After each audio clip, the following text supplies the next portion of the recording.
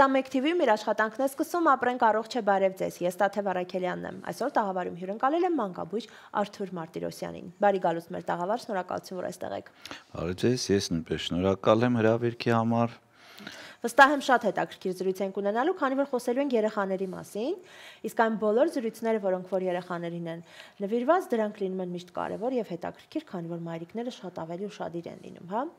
Մենք մայրիկներս որքան էլ որ ուզում ենք անել ամեն բան իդեալական, անել ամեն բան շատ լավ, միևնույն ժամանակ նույնիսկ այդ գերխնամքը երբեմն վտանգավոր է լինում երեխայի համար։ Ուստի այս հաղորդման ընթացքում ուզում եմ խոսենք երեխաների խնամքից ու մասնավորապես քննարկենք անվտանգությունը։ Առաջին երևի այսպես բաժանենք մասերի, հա։ Այո։ Ամենասկզբում խոսենք նորածնային խնամքի մասին, ինչպես անենք, որ երեխայի խնամքը գրագետ կազմակերպենք եւ որ ամենակարևորը, ինչպես բժշկության գլխավոր, հա, կարգախոսն է՝ մի վնասիրը, մենք էլ չվնասենք երեխային։ Նորի նոցերը, ճիշտ է։ Ուրեմն խնդիրը ակտուալ է ինչի համար, որովհետեւ համացանցում ու տեղեկատվական այլ աղբյուրներում բավականին մեծ տեղեկատվություն կա խնամքի հետ կապված։ Երիտասարդ մայրիկները, հատկապես առաջնածին մայրիկները փնտրտուքի մեջ են ու ծայրահեղություն կա, բացարձակ անտարբեր ու անտեղյակ ամեն ինչից եւ շատ փնտրտուքի մեջ ոնց այս սա անենք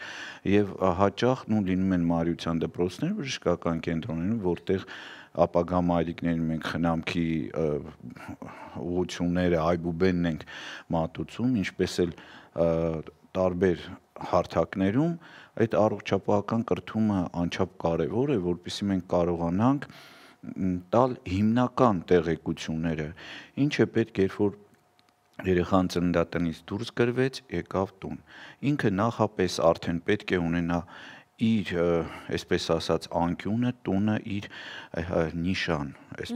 տան մեջ, դա հիմնականում, հա, դա ննջասենյակն է, որտեղ որ արդեն պետք է լինի օրորոցը, պետք է լինի խնամքի պարագաները եւ պետք է մայրիկն ունենա նվազագույն գիտելիքներ, ինչպես կազմակերպի երեխայի մաշկի խնամքը, երեխայի լոգանքը, երեխայի զբոսանքը եւ ոնց կարողանա ապահովել անվտանգությունը թեկուզ հենց այդ միջավայրում։ Ամենահասարակ բան՝ սենյակի պայմանները, առաջին ամենակարևոր պայմաններից մեկը։ Պատուհանները պետք է լինեն ցանցապատ։ Առնվազն օրվա մեջ 2-3 ժամ արև պետք է ընկնի ու 2 անգամ ցանկալի է օդափոխել։ Օրորոցի հետ կապված թվում է թե ոչ մի բան չկա, ինչա օրորոցը սովորական, բայց ոչ։ Երեխայի անվտանգությունը ապահովելու համար օրորոցի ճաղերը պետք է իրարից ունենան առնվազն 5 սանտիմետր հեռավորություն, որ անհնար լինի ձեռքը կամ գլուխը հանելն ու դժբախտ դեպքերը, այսպես ասած, կանխենք դժբախտ դեպքերը, կանգնած վիճակում եզրը օրորոցի պետք է լինի կրծոսկրից երեխայի կրծքավանդակից, ոչ թե ավելի ցած, որ ընկնելը կանխվի, երբեք չի կարելի խաչը, պայտը, աչքի ու լունքը կախել օրորոցից, որովհետև դա դառնում է օտար մարմին երեխայի համար, հա, եւ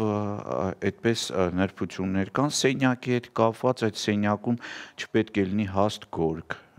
կավրոլիտ, ծաղիկ, ասենք խոզուկա, ծովախոզուկա կամ ինչ որ թռչուն կենդանի ալերգիայի բունն է դա ամեն հանդիսանում, առավոտ երեկոյան խոնավ մաքրում։ Այդ թվում ասում այդքան բան, սենց զարմացած հարցնում են ծնողները, այո, դա հասարակ էլեմենտար սկզբունքներն են սենյակի խնամքի հետ կապված։ Զբոսանքի հետ կապված ծնողներին ֆիրմաները առաջարկում են ամենաբազմազան սայլակներ, բայց եւ խնայողական ռեժիմ եւ խնամքը զբոսանքում ճիշտ կազմակերպելու համար նայեք, ես բոլորին առաջարկում եմ տրանսֆորմեր զբոսասայլակներ, որ մինչեւ 5-6 ամսականը պարկած վիճակով հարմար լինի տեղաշարժել։ Դրանից հետո մեջքային մասը բարձրացվի, նստելասայլակ լինի եւ ամենակարևորը, որ բռնակը, որով որ շարժվում է, շարժական լինի, որտեղ երեխան մինչեւ գոնե 1 տարեկանը զբոսնելուց պետք է մայրիկի ծնողի դեմքին նայի, որ շրջապատում ինքը միայնակ չզգա։ Արգելակները պետք է լինեն այնքան հարմար, որ մայրը միանգամից ոտքով կարողանա ոտնակին սեղմի, արգելակվի։ Երկրորդը պետք է ունենան ցանց, պետք է ունենան ծածկ, անձրևից պաշտպանում, պետք է լինի հարմարանք, որտեղ խնամքի միջոցները տեղավորեն, պետք է նստելասայլակի ժամանակ այդ ամրագոտիների նման լինի եւ դիմացի բռնվելու եզերքը լինի, այսինքն էլի անվտանգության նորմերի մինիմալ իմացությունը սա միշտ միաձուլված է խնամքի հետ միաժամանակ։ Նայեք մի հասարակ բան, Պորտի խնամքը հիմա 3-4 տեսակի խնամքի միջոցներ միախառնված է մեր տատիկների, մեր մայրիկների եւ նոր մոտեցումներով, եթե 30, 35, 40 տարի առաջ ասում էին պերեկիսով, ջրասնի պերօքսիդով պորտը պետք է մշակել լոգանքից հետո զիլյոնկան կաթացնել, նույն չէր լինում, պերեկիսով մշակում էին, վերքը ուշ էր փակվում, ասին լավ զիլյոնկայով, զիլյոնկան ինքը կեղևեր առաջացնում, տակը վերքը պրոցեսը գնում էր, հետո ասեցին չէ, եկեք մուկ մարգացովկայի լուծույթ, դե մուկ հասկացությունն էլ բավականին հարաբերական է տատիկի համար, մայրիկի համար, բուժքրոջ համար, որտեվ պետքա թարմ պատրաստվի, կամ վառում էին, կամ ժամկետն անց էր լինում, անարդյունավետ էր լինում։ Վերջի 15 տարին հաջող օգտագործում էր 70 աստիճանի սպիրտը, մեկ կաթիլ առաջի 10 օրը։ Բայց վերջի 2 տարվա ընթացքում բժշկագիտությունը ապացուցեց, որ եթե պորտը առողջ է, եթե կարմրած չէ, թարախային արտադրություն չունի, ձեռք է տալի տաք զգացության ջերմություն չկա ու հանգիստ է, ոչինչով պետք չէ մշակել, բավական է հպումներով չորացնել եւ 10-14 ամենաուշը 14 մինչեւ 10 օրվա ընթացքում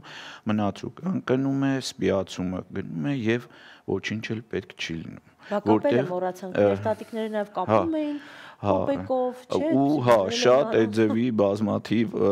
բարեբախտաբար դրանք անցած են ամենայն դեպս իմ շփման ընթացքում շատ այլ ուրիշ բաների հետ միասին նաև այդ արդեն չի հանդիպվում, այսինքն ամեն խնամքի մի մասնիկը իր հետ ունի նաև անվտանգության բաղադրիչը,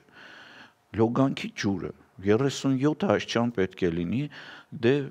եկեք ու տատիկներին համոզեք, որ չէ, երեխեն կմրսի, երեխեն 38-39 աստիճանում էլ ախր առաջի աստիճանի այրված կա ստանում, կարմրած բերում են։ Լավ ասում են տաք ջրով լողացնեք, որ լավ քնի նաև։ Լավ քնի, հա։ Մի խոսքով խնամքի այս նյուանսները քննարկելուց միշտ պետք է հաշվի առնենք երեխայի անվտանգությունը։ Այն կարելի է, այսպես ասած, այդ սկզբնական շրջանից բաժանած, նայեք անգամ ուզում եմ նշել այդ 40-ի, չէ, հասկացությունը հարաբերական է ու ինչ որտեղ նաև ճիշտ է, որտեղ երեխայի մոտ նայեք ադապտացիոն շրջան է արտաքին միջավայրին։ Հոսքը գալիս է հարազատների, հարևանների, բարեկամների ուզում են տեսնեն առաջնացին մանավանդ լինում բան եւ յուրաքանչյուրը իր հետ բերում է իր արտաշնչած օդի հետ այդ մանրեների ու վիրուսների քանակությունը, որը թվացյալ արտակուստ առողջ մարդուն իրոք կարող է ոչնչի, ինքը զուտ կարող է օդակաթիլային ճանապարհով փոխանցել, չեմ ասում համբուրելը։ Դրա համար ճիշտ է, որ առաջի 1.5 ամսվա ընթացքում մինչև 2 ամիսը գոնե երեխան տանեցիներից, հարազատներից բացի, ասենք հայրիկ, մայրիկից բացին ու տատիկ, պապիկ, ու բնական է մանկաբույժը, որ գալիս այցի, սահմանափակ լինի այցը, որպեսզի երեխան հարմարվի, ադապտացվի շրջապատին։ Ես նաև այստեղ նորածնային շրջանում ինձ համար սա ցավոտ հարց է, որովհետև որքան էլ խոսում ենք, որ այո, մայրիկները ավելի տեղեկացված են, ավելի ինֆորմացված են, բայց կան ընտանիքներ դեռ, որտեղ որոշիչ խոսքը երեխայի խնամքի տատիկինն է, ով իր երեխաներին մեծացրել է անպայման շատ ձիգ բարուրավ, դե երեխան չպիտի մրսի, իրեն չպիտի խանգարի, լավ է քնում այսպես եւ այսպես կարող եմ շարքը շարունակել, հա։ Եվ արդյունքում թե ինչպիսի խնդիրների առաջ է կանգնում երեխան այդ առաջին հայացքից ամեղ թվացող բարուրելու արդյունքում, ուզում եմ հենց այդ մասին դուք բարձրաձայնեք։ Հետաքրքիր ուրեմն հարց բարձրացրիք, նայեք, երբ որ բարև մայրիկ ակումբ կա, որտեղ հղիները հավաքվում են, մենք քննարկումներ ենք անցկացնում արդեն տարիներ շարունակ, հետաքրքիր բան է ստացվում, որ գալիս են տատիկները ու երբ որ բացատրում ես խնդիրը ինչումն է, ի ուրախություն ինձ սիրով ասում են, հա, եթե այդպես է բան, ու գիտեք, շատ դրական դա առաջընթաց է, որովհետև ասենք 15-20 տարի առաջ տենց բան չէր կարող պատկերացնել, որ ոնց թե պակաս տղա է, իմ տղան որ մեծացել է այդպես։ Հիմա բարուրելու հետ կապված, հա։ Դե պետք է գիտեք ինչ, կրթված տատիկներ կան, խելացի, ու կրթված ասելով պարտադիր չի բարձրագույն կրթություն, այլ տարեկան էլեմենտար վերլուծելու ունակության մարդիկ, ընկալելու ունակության, որ շատ մի անգամ զրուցելուց հասկանալի է լինում ու իրանք են արդեն դառնում այդ գիծը պահողը, ճիշտ խնամքի կազմակերպությունը, անվտանգությունը, մասնավորապես բարուրելու հետ կապված։ Ժամանակին, երբ որ բարուրում են, մարդիկ աշխատում են անընդհատ, որպեսզի երեխան չխանգարի ու շարժվի, կապած այդպես պասուստորմայի նման դնում են այնտեղ, իրենք իրենց գործով են զբաղվում։ Բայց նայեք, այդ ժամանակ բավականին շատ լինում էր կոնքազդրային հոդախախտերը, հոդա գլխիկը հոդափոսի մեջ, երբ որ բարուրված է լինում, ինքը փոսը չի ձևավորում, երբ որ երեխան սկսում էր արդեն քայլել 1 տարեկանում, բադիկի քայլվածք էր լինում ու արդեն հայտնաբերում էր, որ ձեռքբերովի, հա, ինչ էին անում, երեխայի ոտքերը իրարից հեռացրած, գիպս էին դնում, փայտով հեռացնում են եւ 6-ից 8 ամիս երեխան այդպես մնում էր, որպեսզի հա դա բարուրելուց հետո Հայաստանում կարելի է ասել եզակի հատուկ են դեպքեր են լինում։ Այդևի երեխան ոտքերը շարժելով կարողանում է նպաստել աղիքների պերիստալտիկային, ոտքերը չեն սառում, գազիկները հանգիստ կարողանում է թողնել, դիսկոմֆորտը ավելի պակաս է լինում, չհաշված որ կոնքազդրային ձեռքբերովի հոդախախտ ընդհանրապես չի ունենում։ Արդեն այն խնամքի այդ մի նյուանսը, որ ասեցինք, բավականին խնդիրներ է մեջտեղից հանում։ Այստեղ նաև քնելու վրա եմ ուզում ուշադրություն դարձնենք, քանի որ որոշ ընտանիքներում սիրում են, էլի ծայրահեղություն է, հա, սիրում են երեխային 2-3 անգամ ծածկել, մի հատ վերմակով, մի հատ ծածկոցով, հանկարծ չմրսի, դե երեխան ինքը, ասում են նույնիսկ տատիկները, երեխան թղթից է շուտ է մրսում, չէ, եւ այլն։ Եվ հակառակ ծայրահեղությունն էլ կա, երեխային ուզում ենք իբրև թե հնարավորինս ազատ կոփենք ու մրսացնում ենք։ Այդ լղոզված սահմանը ոնց ճիշտ պահենք։ Դա բավականին հեշտ է կարգավորել, ուղղակի նայեք, ձմռան ընթացքում տարբեր օրինակ հյուսիսային երկրներում նշվում է գրականությունները, որ կարդում ենք, ասենք օրինակ մեր բալթյան երկրների թարգմանաբար հոդված կա ռուսերեն, սենյակի ջերմաստիճանը ցանկալի է 18-ից 19, բնական է դա մենք ստեղ չենք կիրառում, մենք հարավի տակ, հա, իրանց համար դա նորմալ է, ես միշտ ասում եմ պահպանում ենք մինչև 22 աստիճան, 20-ից 22 աստիճան սենյակի ջերմաստիճանը ձմեռվա ընթացքում ամենաօպտիմալն է երեխայի համար, երեխային տանը պետք է հագցնել այնպես, շատ պարզ ասեմ, որ ավելի այսպես, եթե դուք հագած եք այնքան, որ չեք մրսում, երեխան մեկ հատ ավելի շոր պետք է հագցնել, ասենք, ինչ որ կա դուք կոմֆորտի մեջ եք չեք մրսում, երեխան մի հատ ավել պետք է հագցվի, գիշերվա ընթացքում սովորաբար սենյակի ջերմաստիճանը 1-2 աստիճանով իջնում է, եւ այստեղ լողանալու այդ սովորույթը, որ տատիներն ասում են երեկոյան իրիկունը լողացնենք, որ լավ քնի, հանգիստ քնի, ու առավոտյան հելնում է ֆսֆսում, արդեն երեխան ինչ է լինում, մաշկի ծակոտենները բացվում են, ջերմատվությունը ուժեղանում է, սենյակի ջերմաստիճանը իջնում է, առավոտյան երեխան արդեն մի քիչ մրսած է լինում, դրա համար ցանկալի է ժամը 1-ից 3-ը լողանք կազմակերպել, Հնատակ շրջանը։ Հա, որ ամենահարմար շրջանը այդ ժամանակ, եթե անգամ քնեցել, ոչ մի, ասենք, այդ ջերմատվությունը այդքան կորուստ չի լինի ու երեխան չի մրսի, հագցնելու հետ կապված խնդիրը դա է։ Ու դրա հետ կապված հիմա մինչև 1 տարեկան է ներքնակի վրա գցվում է սպիտակ եղենը օրորոցի մեջ ու երեխան այդտեղ է քնում, անգամ առանց բարձի ողնաշարի ճիշտ ձևավորման համար, կարող է ներքնակը ձիգ լինի, ամուր լինի, ուրեմն իսկ այսպես ասած դոշակ, բարձ, բրդի առավել եւս կամ դա նախ վերում է գերտաքացման, բացի դրանից հաստ վերմակը, նույնիսկ ձմռանը գերտաքացումից բացի, գիտեք, կարող է փաթաթվել եւ մինչեւ 3 ամսական երեխաների հանկարծամահության նպաստող պայմաններից մեկը գերտաքացումն է, վերմակով դեմքի ծածկումը, շնչուղիների փակումը, որը նույնպես կարող է դժբախտ պատահարի բերել։ Հիմա շատ ավելի հեշտ բաներ կան, փառք Աստծո, քնապարկը ձմեռային եւ ամառային հագցնում եք ֆիքսատորներով ճտիկներով կպցնում ուսին, երեխան որ դիրքով ոնց ուզում է թող շարժվի, իրան վտանգ չի սպառնա, ծնողը գոնե հանգիստ կքնի, 4 ժամ հետո կարթնանա կերակրի, նորից քնի, ոչ թե հերթապահությունով ժամը 1 ծածկվեն, չբացվի, չմրսի։ Նայեք ինչքան խնդիրից ազատվում է, մայրիկը հանգստանում է, երեխան իր ընտրած դիրքով քնում է եւ խնդրեմը մեջտեղից դուրս է գալիս։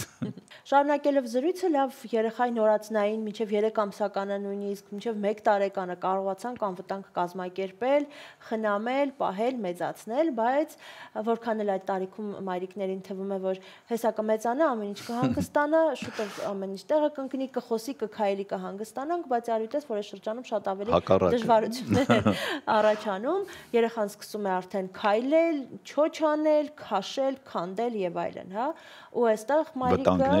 մեծանում է։ Եթե այն ժամանակ մայրիկը պարզապես կարող է ստատիկ ինչ որ դիրքում նայել, դիտել, հետևել երեխային, այս դեպքում երեխան անընդհատ շարժվում է, մայրիկն պետք է անընդհատ վազի իր հետևից։ Ինչ իհարկե 24 ժամ ամեն վայրկյան չենք կարող երեխային հետևել։ Դրա համար պիտի ստեղծենք հնարավոր պայմաններ, որպեսզի երեխան նույնիսկ եթե սենյակից դուրս է գալիս մյուս սենյակ, շատ այսպես խելակառույց չգնանք հա հետևից, իմանանք, որ հնարավորինս անվտանգ է այնտեղ։ Ինչ անենք, ինչպես կազմակերպենք, որ երեխայի համար հնարավորինս անվտանգ լինի տունը։ Նայեք, հնարավորինս անվտանգության պայմանները հնարավոր է ապահովել, այդ ձեր ասած արդեն 6-7 8 ամսականից, երբ որ երեխան արդեն փորիկից մեջքից փորիկի վրա է շրջում, վտանգը բարձրություններից ընկած բազմոցից, օրորոցից այդ տակդիրը փոխելուց այդ ժամանակ է սկսում, երբ շրջում է վերցին տակդիրը, երեխան ընկնում է, նախապես պետք է ունենալ կանխարգելվեց այդ մի վտանգը։ Հաջորդը 9-ից 12 ամսական երեխան արդեն թեկուզ օրորվելով կանգնում է։ Երբ որ սկսում է շարժվել, ինչ կախված տեսնում է, ինքը փորձում է քաշել։ Ամենաառաջինը ձեռքի տակ ընկնում է սեղանի սփռոցը եւ նրա վրայի պարունակությունը իրեն կարող է գանգուղային վնասվածքների բերել, այսինքն ինքը պարզապես ուզում է տեսնա ինչ կա։ Նու կանխելով այդ ծածկոցները չօգտագործենք, սփռոցները այդ վտանգն էլ է դուրս գալի։ Հաջորդը 1 տարեկանից 1.5-ից հետո, երբ որ ինքը ակտիվորեն աշխարհընկալումը սկսում է սենյակից, հյուրասենյակ, ննջասենյակ, այդտեղ ամեն սենյակ ունի իր անվտանգության նորմերը ապահովելու, դա մեծ թեմաներ է։ Ես ուղղակի համառոտ այսպես ասեմ, երեխայի անվտանգությունը ապահովելու համար բազմաթիվ միջոցներ կան։ Հասարակ, եթե սենյակում կա սեղանիկ, որը կլոր է, անվտանգ է։ Ծայրերովին պետք է, անկյունակներ պլաստմասայի փափուկ։ Եթե վարդակներ են, պետքա փակիչներ։ Սառնարանը, կահույքը, այնտեղ որտեղ որ դանակ, պատարակա, որ ձեռքով հասանելի է երեխային, պետք է հատուկ ամրաներով փակված լինի։ Պատուհանները մինչև վերջ չբացվելու համար գոյություն ունեն հատուկ փականներ, որոնք փառք Աստծո վաճառում են, կարող են նաև on-line պատվիրել դրանք ձեռք բերել։ Բացի դրանից ամենակարևորը մինչև 3 տարեկան երեխաներին պետք է իրենց ձեռքի բռունցքից փոքր իրենց հասանելի չլինի, որովհետև մինչև 3 տարեկան երեխաների մահերի 60%-ից ավելին օտար մարմիններով շնչուղիների խցանումն է։ Եվ դա միշտ պետք է նկատի ունենանք, որովհետև այդ մանր խաղալիքների վրա էլ գրված է, մինչև 3 տարեկանը չանտեսել, ուրեմն անգամ ականջողը, անգամ մատանին, անգամ գրիչի կտորը, փազլը կամ լեգոյի փոքրիկ հատվածը, եթե երեխան 3 տարեկանից փոքր է, պետք է իրեն հասանելի չլինի։ Իսկ ավելի մեծ արդեն, երբ որ երեխան դուրս է գալիս բակ, զբոսանք, այդտեղ միշտ պետք է լինի մեծի տեսադաշտում, ոչ թե ասել բալիկին վայ սենց խաղա, վայ այսպես արա, չէ, ուղղակի խաղը պետք է միշտ հսկվի, որպեսզի կանխվի դժբախտ պատահարները։ Դա շատ կարևոր էլեմենտ է, որը որ շատ ոնց որ ասես դժբախտություններից խուսափել է տալիս։ Ուղղակի ուշադրություն ու հսկողության տակ պետք է լինի երեխան։ Երբ դուք այս ամենը ներկայացնում եք, հետաքրքիր է ինձ մոտ այսպես պարադոքս հարց առաջացավ։ Մի կողմից այսօր կան բոլոր նախադրյալները, տունը, բակը ամեն բան հարմարացնել, որպեսզի երեխայի համար հնարավորինս անվտանգ լինի։ Նույնիսկ այն կահավորանքի ատրիբուտները, որոնք որ կարելի է ցանկացած տեղում առնել, դրանով իսկ փորձել երեխայի կյանքն առավել անվտանգ դարձնել, բայց սրա հակառակ իրականության մեջ մենք սկսում ենք շատ հանդիպել դեպքեր, երբ երեխաները առաջին հայացքից աներանելի ու անհավանական պայմաններում ինչ-որ վնասվածքներ են ստանում։ Ուզում եմ հասկանալ, ի՞նչն է պատճառը։ Երեխաները շատ ավելի շարժուն են դարձել, մայրիկներն ավելի հանգիստ են դարձել, թե պարզապես ինֆորմացիան այնքան շատ է, որ մենք այս մասին ավելի շատ ենք լսում։ Չէ, ուղղակի ավելի շատ ենք լսում։ Բոլոր տարիներն էլ այդպես է եղել։ 3 տարեկանից մինչև 4-5 տարեկան կոչվում է հետախույզ տարիք։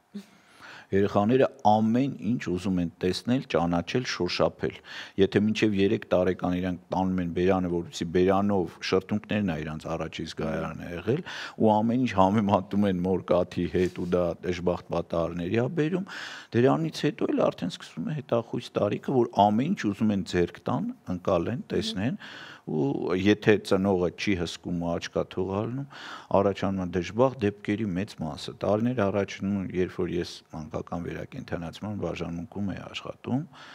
հենց այդ դեպքերի զգալի մասը, պացիենտների երևի 70-80%-ը այդ անուշադրության հետևանքով առաջացած դեպքերն են, որ հայտնում են վերակենդանացման բաժանմունքում։ Դրա համար ես այնքան լավ եմ դա գիտակցում ու առողջապահական ցանկացած զրույցում, ցանկացած հարթակում միշտ այդ հարցը քննարկում ենք ու աշխատում ենք ապահովել երեխաների անվտանգությունը խնամքի հետ միասին։ Շնորհակալ եմ շատ, հուսով եմ, որ այս պահին մեզ դիտող յուրաքանչյուր մայրիկ մեկ անգամ եւս, չնայած մայրիկները միշտ են ուշադիր, մասնավորապես հայ մայրիկները, իրենք գերուշադիր են, բայց եւ այնպես հիմա մի փոքր ավելի այսպես գոնացան, եւ հուսով ենք նաեւ շատ այսպես առաջին հայացքից մանր թվացող երևույթներ շտկելով կարող են երեխայի համար առավել անվտանգ միջավայր ստեղծել, առավել անվտանգ մանկություն ապահովել։ Անչափ շնորհակալ եմ, որ մեզ հետ էիք։ Ձեր հեռուստադիտողներ, հիշեցնեմ, որ զրուցակիցս մանկաբույժ Արթուր Մարտիրոսյանն էր։ Շնորհակալություն, որ մեզ հետ էիք, ցտեսություն։